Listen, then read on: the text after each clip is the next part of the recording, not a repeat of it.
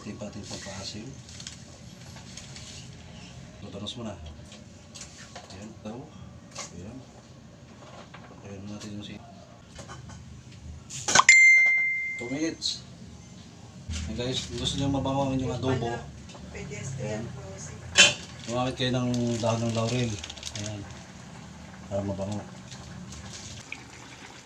May sabaw pa. Pero malambot na yan. Kaya kailangan natin tutuyo-tuyoin muna.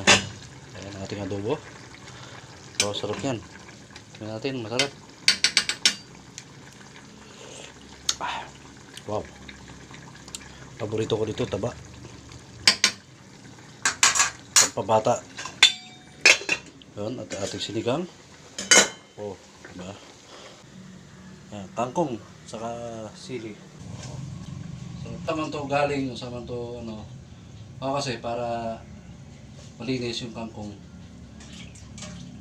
Kasi siyempre, kung tumubo ito sa maduming tubig, ibabad nyo lang sa asin. Asang dakot na asin. Kung sa damihan, kung sa isang garapon na. Siling green. Kaya ito adobo, ayun. Ito na lang sabaw. Tuyot-tuyot na yun, ayos na yun. Alright. 2 minutes, luto na yan.